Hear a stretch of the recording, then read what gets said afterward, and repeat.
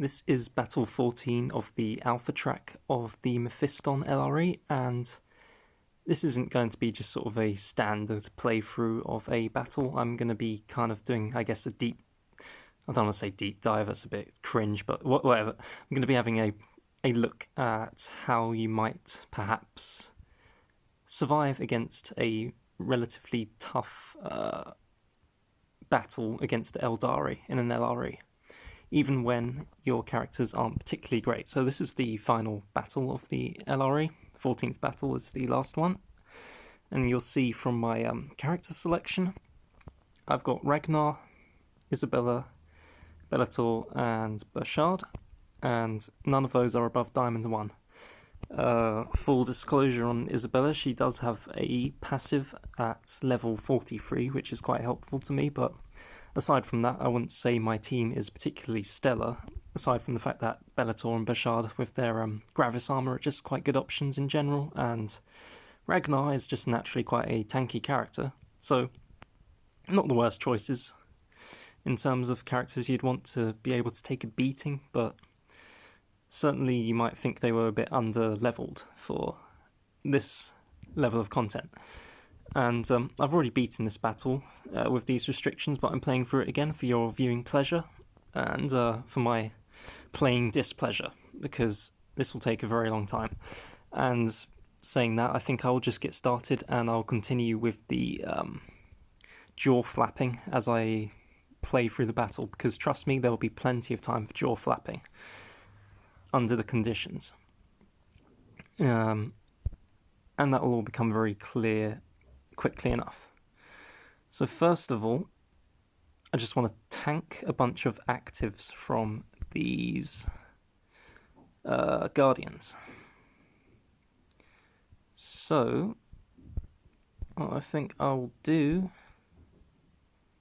I need to get Isabella to keep everyone nice and healthy. It's quite hefty damage from high ground. If they crit, Bellator's not going to be having a good day.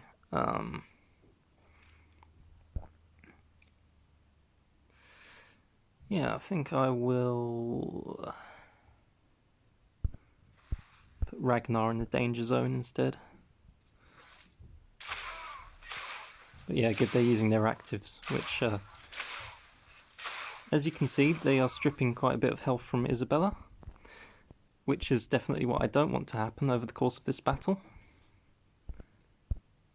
I want Isabella to stay nice and healthy, and for these guys to act as my meat shields, and that is now what I'm doing. I'm using them as my meat shields. So I'm just going to discuss what is it that lets the Eldar beat you when you're fighting an LRE battle against them. And what it is their ability to unload a very punishing level of damage into your characters in a very short space of time, in a space of a turn, and essentially killing them off before you can even do anything to counteract the situation. And they do that with very high damaging active abilities, such as the Harlequin's active, and also via the active of the Warlocks, which debuffs your characters and causes them to take more damage. So the Warlocks are only able to cast their debuff against characters that have killed an Eldar. So you'll notice quite conspicuously that I have not killed anything yet. And I will now kill this Guardian with Ragnar. And why is that? Well, Ragnar is my toughest character. He can withstand being critted fairly well by a Guardian, so I can rely on him the best to stay alive.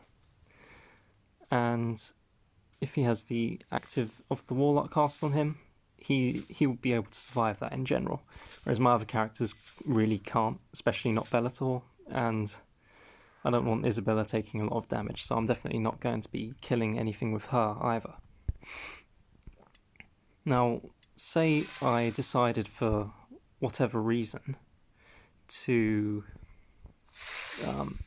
start killing Eldar just willy-nilly with all my characters. Well, they could all then potentially be debuffed by Warlocks, and whilst they're being debuffed, they take 33% extra damage, and they also don't get any hit reductions from the tall grass that they're standing in. So any Guardians shooting at them from range and any Warlock shooting at them from range will hit them with 2 hits rather than 1. And that just means that your entire team will be taking a hugely increased level of damage from all the enemies. You really don't want that to be happening because your healing simply won't be able to keep up. But by only killing enemies with a single character, namely Ragnar, I can essentially ensure that only he gets debuffed, and therefore I won't be having that problem of my entire team taking massively increased damage, which could allow the Eldar to easily burst down my characters.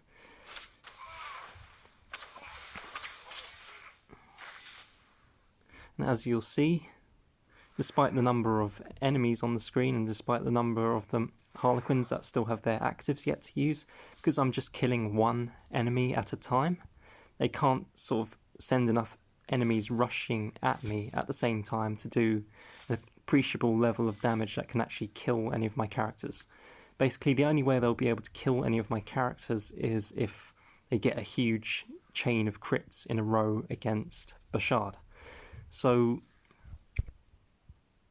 my primary targets here are basically the Guardians, because they're the only ones that can actually feasibly pose a threat to me.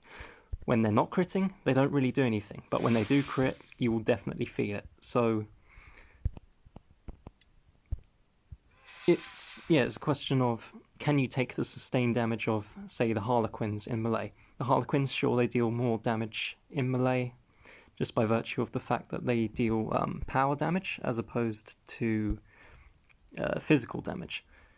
So you will be getting a decent level of chip damage dealt by them through your armor. However, it's not enough to sort of just instantly kill your character before you can even do anything about it, like what can happen if the Guardians score crits against you. The great thing also about having Ragnar here is that I think the AI of the enemies gets a bit messed up by them in terms of the Guardians, because I think the AI tells them that they'll be doing the most damage against Ragnar because he has the most armor. He doesn't have Gravis armor, as opposed to Bashard and Bellator, which means that I don't have to worry so much about their them critting my guys with Gravis armor, because without their Gravis armor protection, they're not actually very well protected at all, and they can be quite quickly taken down by repeated crits, whereas Ragnar, he can take a good few crits before he's really in any kind of danger, because his base armor stat is about 1,500, as opposed to Bashard's, which is only about 1,026. Yeah, 1,046, sorry. So as opposed to 1,500 for Ragnar. So yeah, these guys are doing plus 1,460 damage when critting, and they have a 15% chance of doing that, so it's not a negligible probability. If they're doing plus 1,460 damage, that's still only getting over Ragnar's armor stat by about 1,000, which isn't too much to worry about. So anyway, enough of that yapping aside. I don't really have any opportunity to kill a Guardian here, so I have a choice between a Warlock and a Harlequin. The Harlequin, as I said, isn't too much of an issue. Then again, neither is the Warlock, but I do like the Warlocks because they negate battle fatigue in Guardians. And why is that good? Well, as I've said, one of the big problems when fighting the Eldar is having them rush you and use a bunch of their highly damaging actives in quick succession. And if you just happen to have the poor luck to make a load of Guardians flee via battle fatigue, you can suddenly find that, there's a lot of spaces around your characters, and they can all be filled in by Harlequins coming in using their active, which can seriously put a dent in your Isabella, perhaps, or one of your other characters who's actually fairly weak in terms of health, such as Bellator. Although, of course, he's being healed by Isabella's passive, so it's not so much of a concern for him, but things can still get quite hairy quite fast if you let them get out of control and you let a lot of enemies use their highly damaging abilities against you in quick succession. You know what? this may take forever. Because I'm not going to risk accidentally killing this Harlequin with Bashard, because I don't want him to be able to be debuffed by Warlocks, so I'm just going to keep trying to whack away at this Harlequin until it finally dies. Thank goodness for that. In my previous one I had a Harlequin that I hit 5 times in a row, and it took 0 damage each time due to its passive. And I was absolutely fuming at that. Honestly, I was ready to just chuck my phone out of the window, because it was at around this stage in the battle when there were still 100 enemies on the screen and each turn was taking about a year to get through. So it was just tedium beyond tedium. It was so annoying.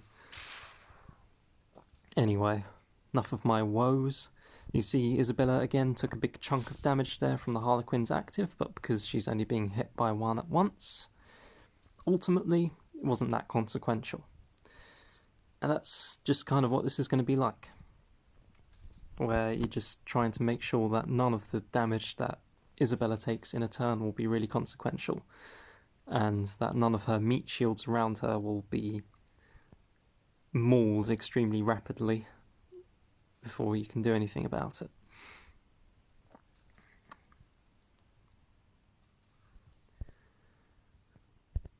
Ragnar still has the debuff on him, but again, it's not really doing too much for, in terms of being a detriment to him. He can kind of just take it. If you're really worried about potentially getting overrun, Ragnar dying perhaps, what I did in my previous run was I'd actually wait whenever he got debuffed and I was in sort of a favourable situation where my characters weren't really taking a great deal of damage. What I'd do was just let the debuff wear off over time. So I'd just skip 3 turns until it wore off, and then I'd start fighting the enemies again. So that if, I was subjected to a spike of damage from new enemies moving in on me, hopefully it wouldn't be too consequential, because the debuff wouldn't have been on Ragnar at that point. But yeah, that was being super, super cautious, and I think I was being a bit overly cautious there. However, it's better to be cautious than to lose your LRE token. Have to wait another 3 hours to do anything. Speaking of 3 hours, I hope I won't be here for 3 hours. My energy caps out in about 4 hours, so that's about the time limit here, but my last battle took 40 minutes, and I was being a bit more gung-ho there than I am here, actually. So I think I've said all of the most useful stuff that I need to say here. I've got a little bit more to cover, but once I run out of stuff to say, I'll make a point of... I'll make that very clear, so you can just kind of tune out and ignore me if I even continue to yammer on. I doubt I'll be able to find stuff to blather about for as long as this may take, if this bloody Harlequin here keeps blocking for eternity, which is very much a possibility. So, the last thing, or maybe not the last thing, but something I've remembered. In my previous attempt, I actually used Celestine at the start, and she took about 2 attacks and died, achieving essentially nothing. And I was thinking of, in this attempt, including her, and I realised that was actually probably a bad idea. And the reason that's a bad idea is that if my Bashard or Bellator or Ragnar were to be killed, on the off chance that might happen, well, it's not an off chance actually, it's a very real possibility, but just in case they were, I wanted to have the contingency of Isabella's active ability to resurrect them. Of course, if I had been using Celestine and she had died, then there'd be a 50-50 toss-up between Celestine or the character I actually wanted revived being revived. Now, Celestine in a wall around Isabella is going to last all of about 3 nanoseconds before she dies. So I really wouldn't want to revive her, that would just be completely useless. So I wanted to eliminate the possibility of anything like that even happening in the first place.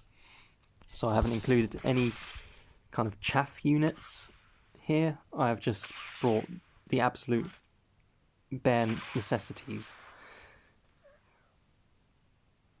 and nothing extra.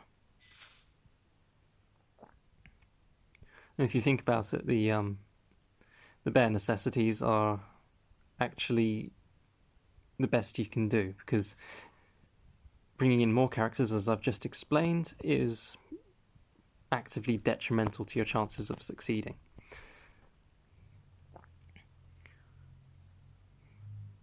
So, yeah, I hope the battle has kind of made my point clear by this time. You know, my characters don't really seem as if they're in any danger of dying anytime soon, barring, you know, a lucky crit chain against Bashard or Bellator.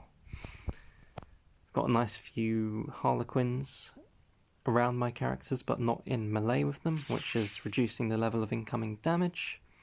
The Warlocks, they don't actually deal a great amount of damage, and they're not able to crit, so they can't deal those horrible damage spikes like the Guardians can, so I'm perfectly happy to have them around, just casting their weak psychic and piercing attacks against my characters.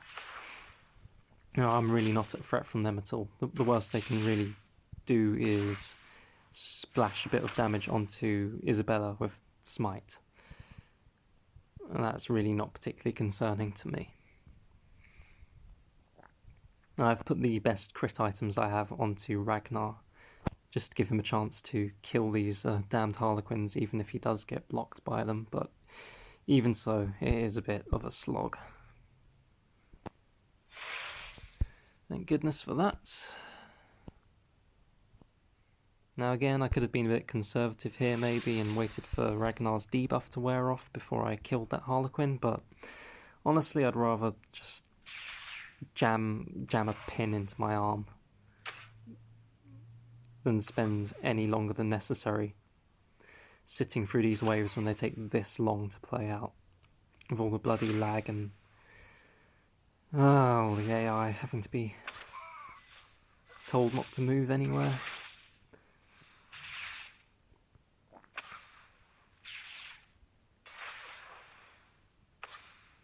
So I think from this point onwards, I'll try not to regale you with any of the typical disgusting sounds that my body tends to like to make in inopportune moments such as these, and just whack away.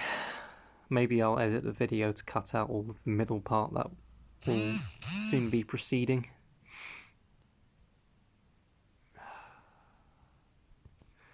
Just skip to the end where I win. Because this is torture. Oh, wonderful. Yeah, you know, I think that's a portent. I think I will not be subjecting any viewers to any more of this than I absolutely have to, because I may actually die of boredom. We'll see. If this video gets released, then you'll know I've survived.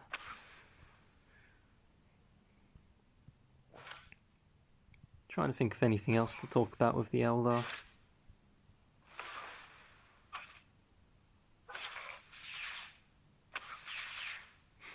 What more is there really to say? They are a nasty bunch of critters. That is for sure. I think what's most oppressive about them is just how much they can close in on you. You really can't sort of keep them at bay like you can with other factions, because the Harlequins, with their active ability, they can just teleport behind the line of your characters and surround you, so you can't really hold them at a choke point, or keep squishy characters in the rear of the map and hope that they, you know, you can just keep them alive because they're out of the way. It's just impossible to keep anything out of the way of these guys.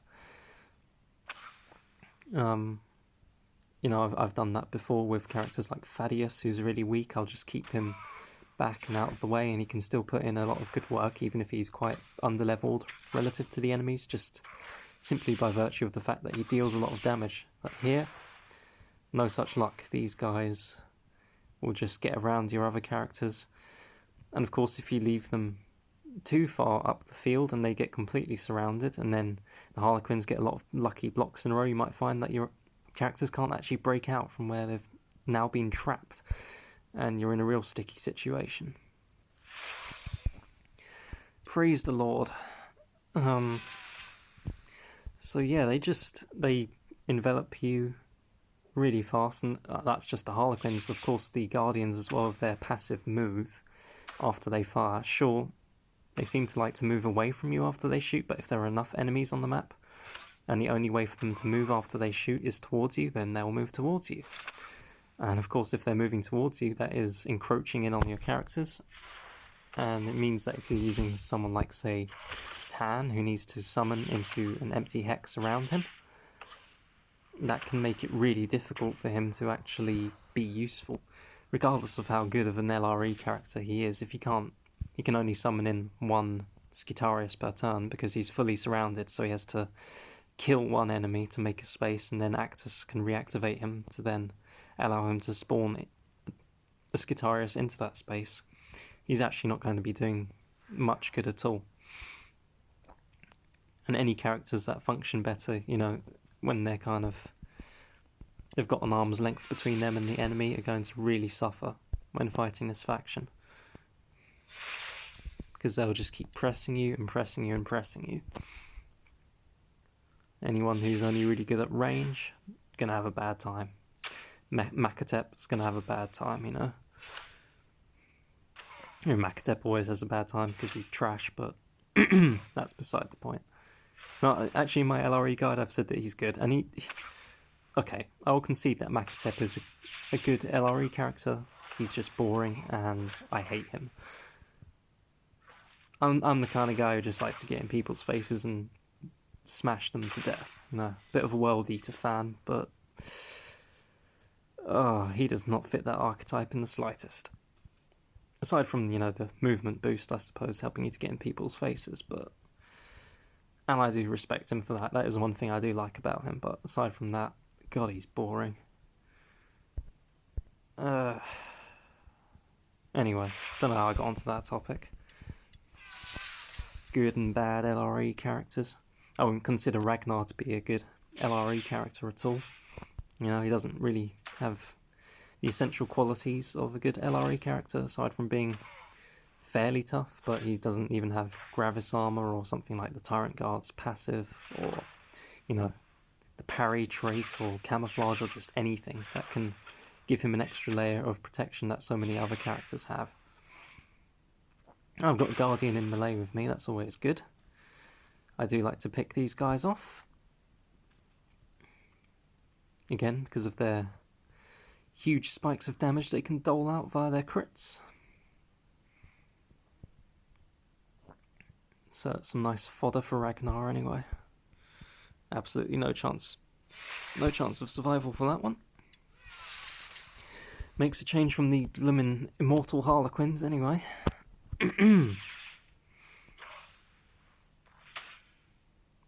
Oh, you see, what was that, about half of Bashard's health taken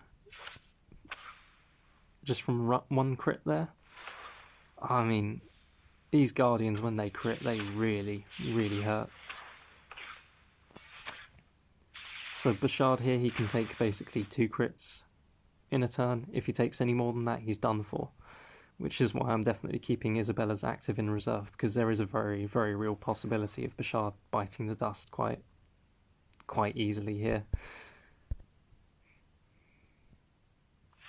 Regardless of how tough he is. As he is still a mere gold 2. Thankfully, of course, though, because I haven't killed anyone with him, he isn't taking any debuffs from Warlocks, because that would just make his already tenuous situation even more precarious.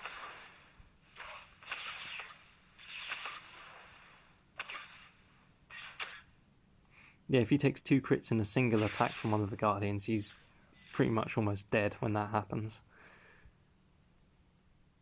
I don't think they can quite kill him that way, but because Isabella's healing only kicks in after all the damage of an attack has been dealt, I think that is a way that they could sort of finish him off in one go. from full health. So saying that, I will make sure he's properly topped up there. And this is really lovely because I'm chomping my way through the Guardians now, and they are the ones that I really want to be killing. As you can see, as I said earlier, the Warlocks, they're just pretty inconsequential. In terms of their damage at least, not in terms of their debuff, which is very annoying. Ah, great, another Guardian in melee.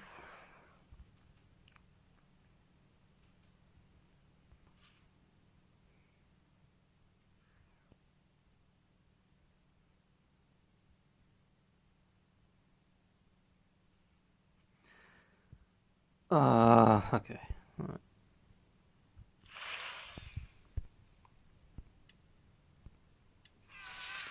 Take a risk and heal up Isabella.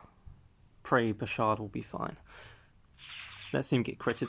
Oh, nah. Okay. You gotta love Isabella and her ability to turn damage into healing.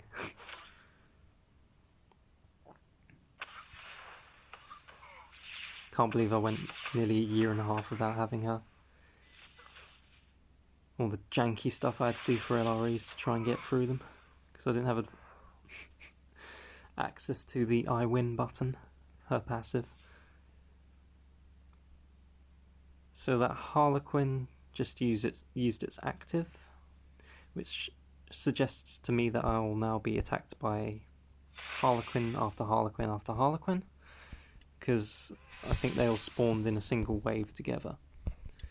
So this is going to be really fun, but of course the upshot to that is that I can't keep chewing through them too fast because, well, not without healing up Isabella at least. Because they'll do a significant amount of damage to her.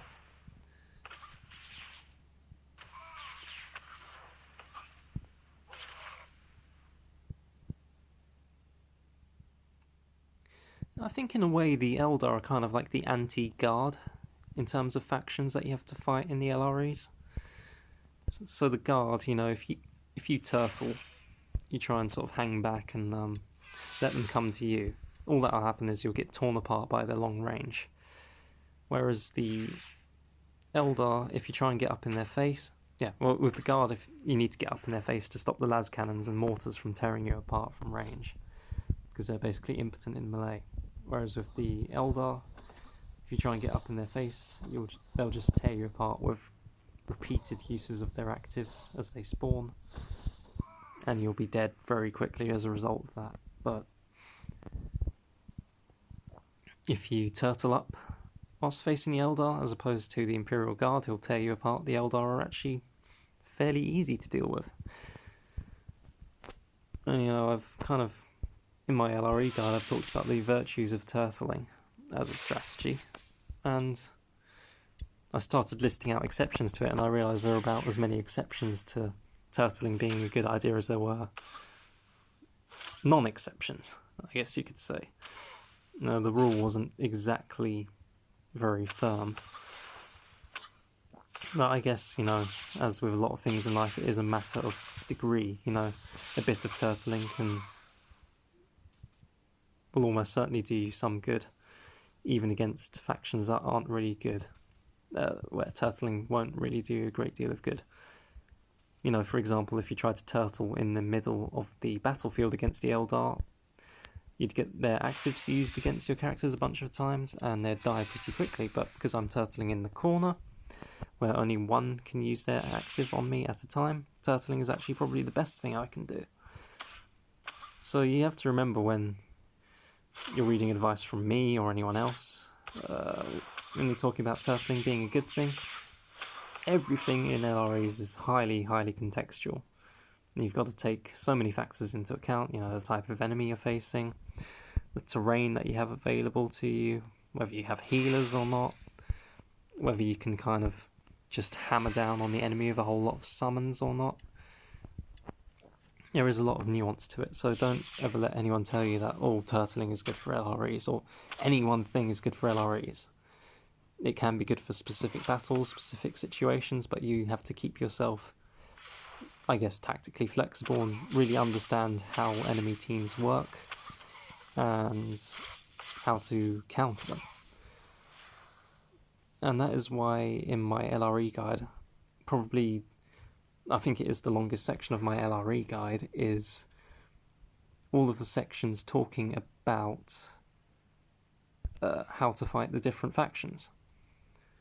Because I think that is really the most useful way to break down advice for LREs, is looking at specific factions, because of how differently they all play to each other and how you'll need to handle things so much differently in so many different ways. And I think I will be expanding upon my section on the Eldar, because the previous time I fought them in the last Mephiston LRE, I didn't have access to Isabella, so turtling wasn't much of an option to me here. But now that I've had a chance to kind of try it out, I've really been persuaded by the virtues of it, I guess you could say. And I think the results here kind of speak for themselves. This is a very difficult battle, but my not particularly stellar characters are handling it very well. And I'm not playing in any particularly genius revolutionary way or anything. And it's working alright. So Ragnar's taking a bit of damage. So these guys have still got their actives to use. I'm hoping that this warlock here, it hasn't used its active. I'm hoping it will move into melee with Ragnar, and I'll be able to kill it before it can cast its active on him, but that looks like it's not going to happen because the previous debuff on Ragnar has just worn off. So he'll probably now get debuffed again immediately.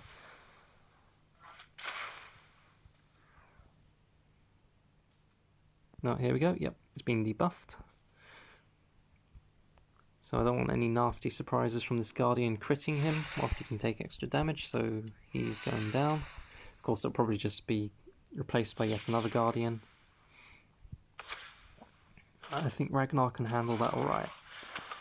And I'll actually take a bit of heat off of Bashard, which is fine by me because he's taking a bit of beating and he can't necessarily handle it very well.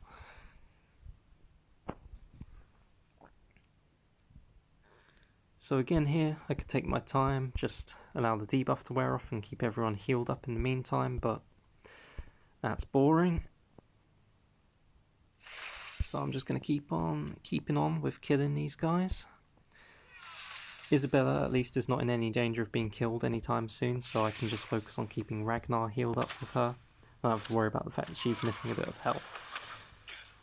So there's nothing that can really happen here that would cause her to die in a single turn, even if Bashard or Bellator were to be killed. There's still only very limited space around her to attack her from, if that were to happen. And I'd very quickly make sure that Bellator was Bashard was resurrected to be able to act as her personal meat shield again.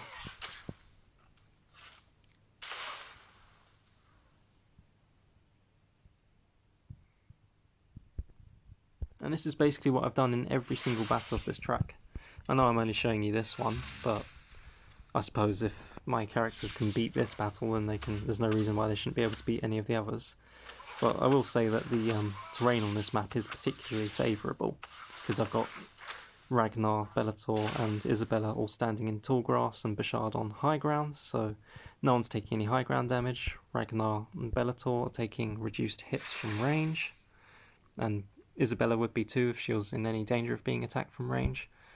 So this is just a really nice map to turtle on. And, oh, they're all at full health, that's lovely.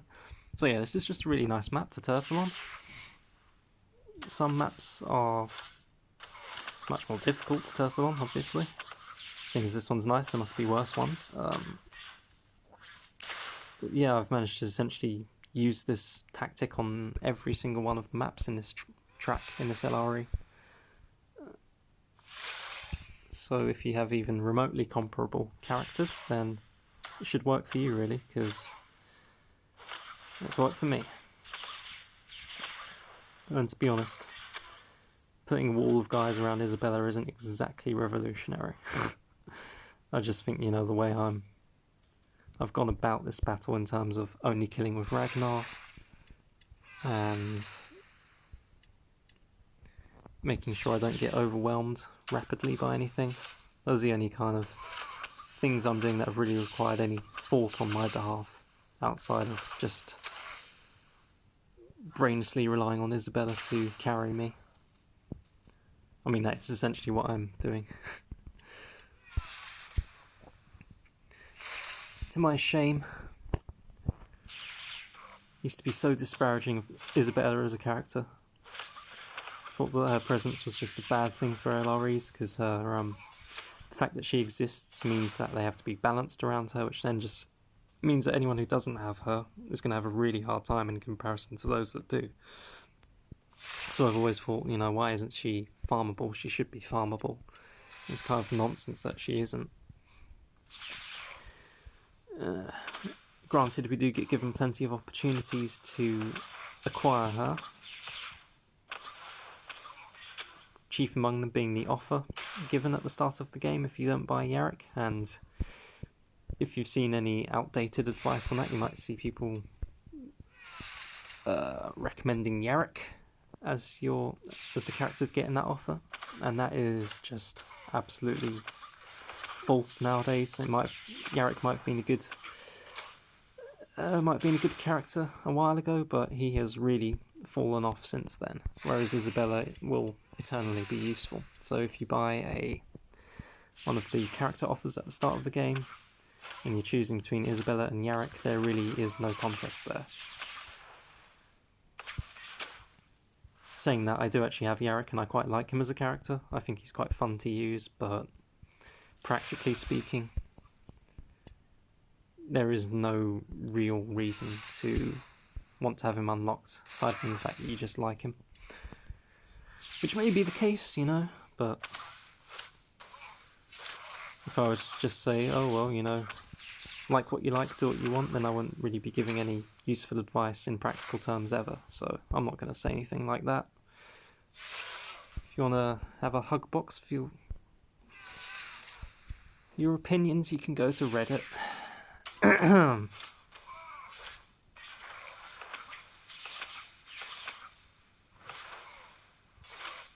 I'm not going to be rude to you if you like Yarrick. I'm just going to tell you you're wrong, that's all.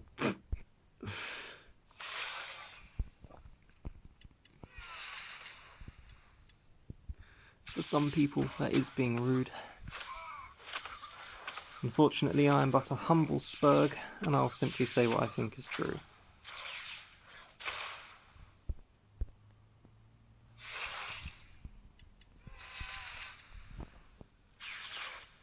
Oh, I can't believe I've managed to yammer my way through all of this. But, at least the waves are hurrying up now.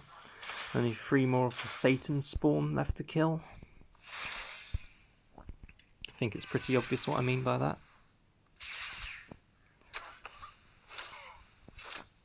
And doesn't look like I'm in any danger of losing this.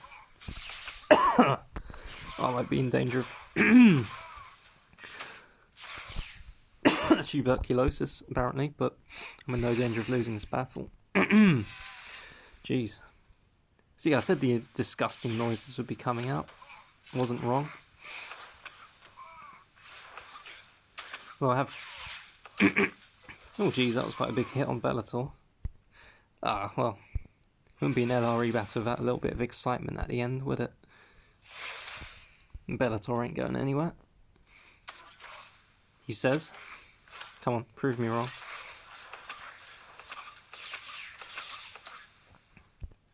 Maybe it's Bashard's turn to die. It's all getting very exciting with the crits all of a sudden. Unfortunately, there aren't many Guardians left. These little suckers are going to have to do something quickly if they want to have any chance of beating me. Not that it matters anyway, but, you know. I'm sure it's a matter of pride for them, given that they're Eldar. Bunch of stuck-up Ponzi twats.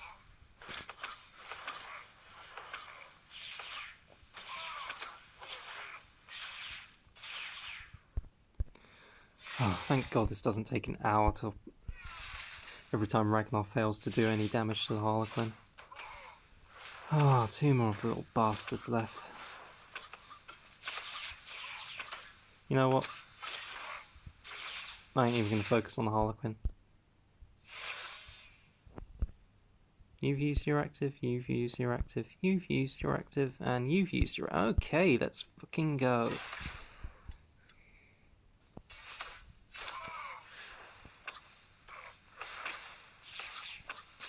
Blashard isn't in danger of being debuffed by a Warlock at this point, so... It's open season on these little suckers.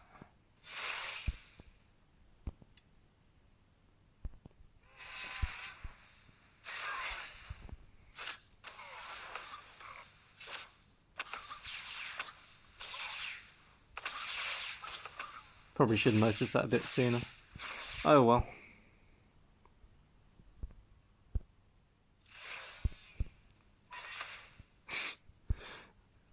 That reminds me of my guild raid fights. Oh, I forgot to heal with Isabella there. I'm getting a bit too gung-ho.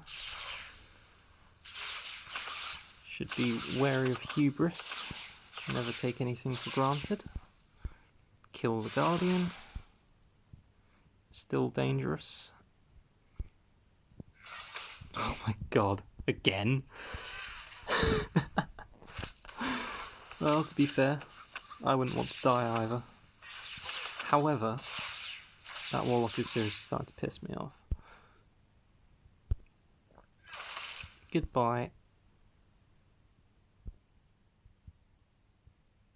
Do I just... It's time for a Ragnar.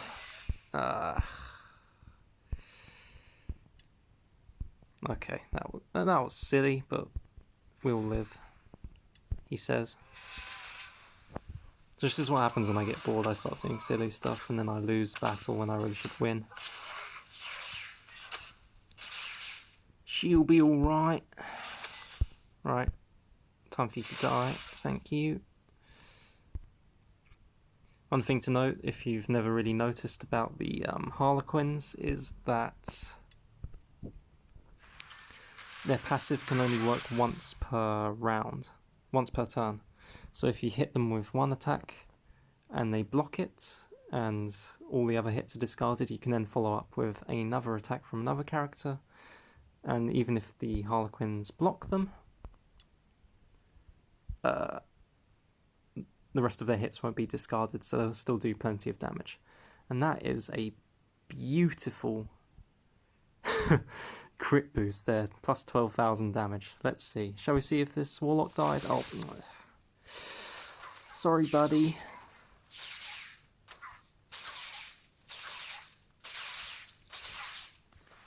Oh, I love using Sororitas when that happens.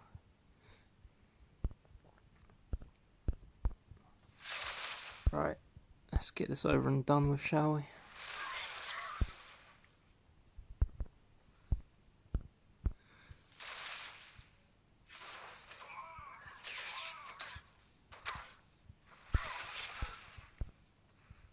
See if Bouchard can waddle over and do anything in time.